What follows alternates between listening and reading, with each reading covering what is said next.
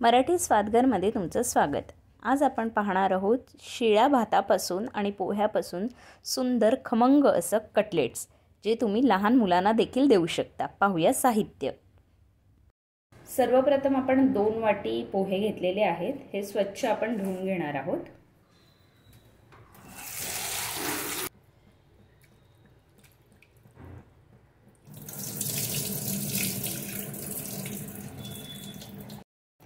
आपण हे पोहे स्वच्छ धुवून घेतलेले आहेत। यामध्ये आपण थोडंसं पाणी घालणार आहोत।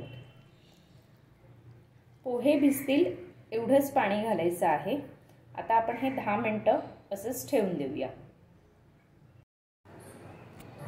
आता 10 मिनिटं झालेली आहेत। हे पोहे चांगले आपले मऊ झालेले आहेत। हे आपण चांगले कुस्करून घेणार आहोत आणि ह्याच पोह्यामध्ये आपला हा शिळा भात आहे। हा 2 वाटी शिळा भात आहे। हा देखील आपण ह्याच्यामध्ये मिक्स करून घेऊया। पोहे आणि भात हा चांगला मुरडून घेणार आहोत। इथे पाहाल तर मी एक बारीक चिरलेला कांदा घेतलेला आहे, 4 हिरव्या मिरच्या आणि 1 टोमॅटो। हे सर्व साहित्य आता आपण ह्याच्यामध्ये मिक्स करूया। सर्वप्रथम कांदा घातला, मिरची घालूया आणि टोमॅटो। याच्या ओलसरपणामुळे अजून आपला हे जे पोहे आणि भात आहे तो मऊ होणार आहे। पुन्हा सर्व साहित्य आहे ते एकजीव करूया आणि त्यानंतर आता आपण ह्याच्यामध्ये मसाले ॲड करणार आहोत। यामध्ये घालणार आहोत 1 चमचा मीठ, 1 चमचा लाल तिखट,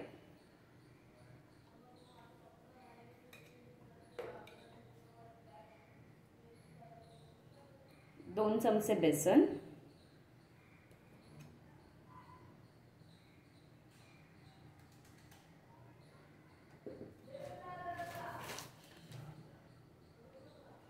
2 चमचे तांदळाचं पीठ,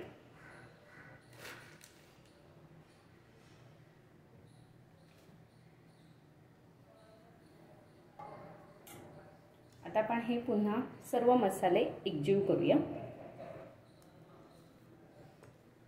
थोडी पाण्याची आवश्यकता आहे, त्याच्यासाठी मी आता अर्धा वाटी पाणी घालते।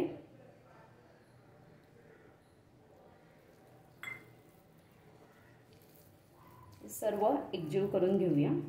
तुम्ही पाहाल तर हे अजूनही सुकं लागतं आहे आपल्याला हे सारण, त्यामुळे अजून थोडं आपण पाणी घालणार आहोत। गरजेनुसार पाणी आपण ह्याच्यामध्ये ॲड करत जायचं। आता आपलं हे बॅटर तयार झालेलं आहे। आता मी याचं कटलेट बनवते। कटलेट तुम्ही वेगवेगळ्या शेपमध्ये बनवू शकता। मी आता सध्या हे गोल शेपमध्येच करते आहे। तुम्हाला हवं तर तुम्ही साच्यामध्येही देखील वेगवेगळ्या आकाराचे साचे असतात, त्यामध्ये सुद्धा बनवू शकता। आता आपले हे कटलेट तयार आहेत। आता हे आपण पॅनवर फ्राय करून घेऊया। आधी आपण तेल टाकून घेऊया।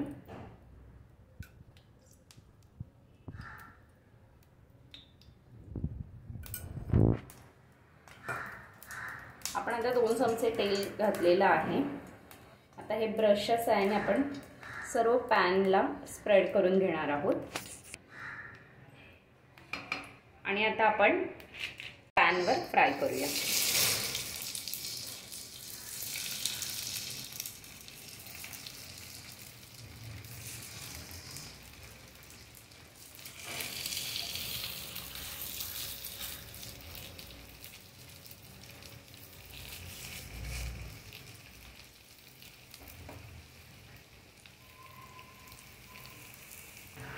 आता आपण ब्रशच्या साहाय्याने कटलेटवर थोडंसं तेल स्प्रेड करून घेणार आहोत।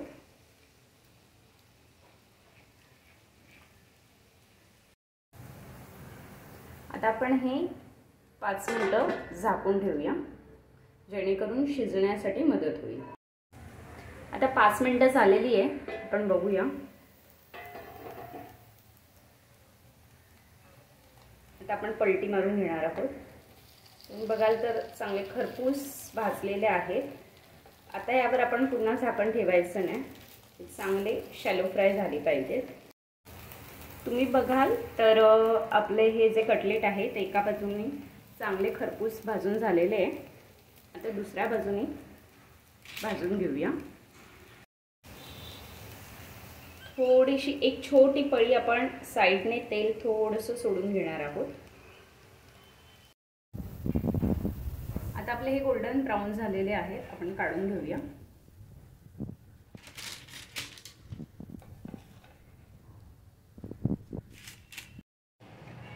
शिळ्या भातापासून आपण हा जबरदस्त असा नाश्ता बनवलेला आहे. हा तुम्हाला कसा वाटला हे तुम्ही आम्हाला कमेंट्सद्वारे नक्की सांगा. तसंच एकदा करून देखील पहा. तसेच आमचं यूट्यूब चॅनल सबस्क्राईब करायला, लाईक आणि शेअर करायला विसरू नका. बाय.